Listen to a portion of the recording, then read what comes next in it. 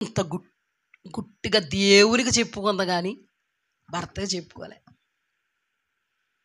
నాన్న వాళ్ళకి చెప్పుకోలే, ఎవరికి చెప్పుకో. అదండి అతీతమైన స్వభావం అండి పరిశుద్ధ గ్రంథంలో హన్నా యొక్క స్వభావం.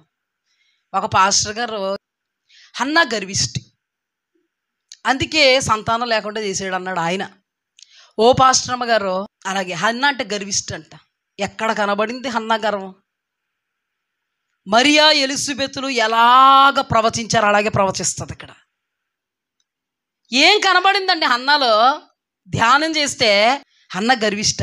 ఏం పట్టుకున్నది తెలిసి యెహోవా సంతు లేకుండా చేసిన అన్న దాన్ని బట్టి డిక్లరేషన్కి వచ్చేసి హన్నా గర్విష్టి. అందుకే దేవుడు హన్నాకు పిల్లలు లేకుండా చేశాడు. ఎక్కడుందయ్యా? ఎక్కడుంది? యెహోవా సంతు లేకుండా చేశాడు. ఇప్పుడు సంతానం ఇవ్వాలి ఆయనకి తెలిసి చేశాడు. అంతవరకు పరీక్షించాడు.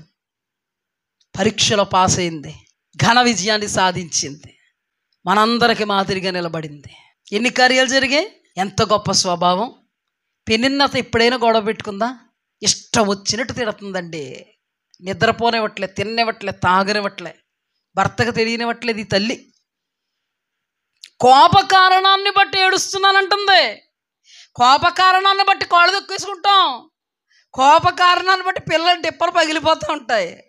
కోప కారణాన్ని బట్టి కిచెన్లో ఉన్నటువంటి గిన్నెలన్నీ సొట్లడిపోతూ ఉంటాయి. కోప కారణాన్ని బట్టి గేదెల దగ్గర గారి పని చేస్తే గేదెల పని అయిపోయిందే.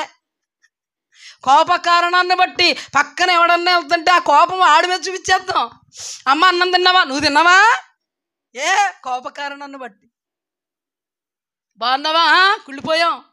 కోప కారణాన్ని బట్టి. కానీ హన్న తన కోప కారణాన్ని బట్టి ఏం చేస్తుందండి? ప్రార్థన చేస్తుంది. కోపపడండి, కోపములో పాపం ఉండొద్దు అన్నాడు దేవుడు.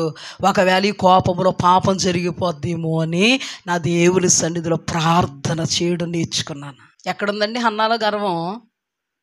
హన్నాలో గర్వం కనబడదండి, ఆత్మీయత కనబడద్ది, దైవికమైన స్వభావం కనబడద్ది, మనం అలవరుచుకోవలసినటువంటి క్వాంటిటీ కనబడద్ది. అందుకే హన్నాను ధన్యురాలిగా చూడగలుగుతాం.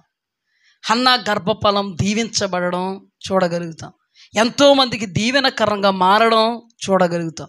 దేశానికి నెమ్మదినివ్వడం చూడగలుగుతాం. దేశ నివాసులను దైవికమైన మార్గంలో నడపడం చూడగలుగుతాం. దేవుని అద్భుతాలను దీవి నుండి భూమికి దించడం చూడగలుగుతాం. చనిపోయేంత వరకు కూడా గొప్ప మార్గదర్శిగా దేశానికి ఉండడం చూడగలుగుతాం. అతనికి తల్లిగా హన్నాను చూడగలుగుతాం. హల్లెలూయా.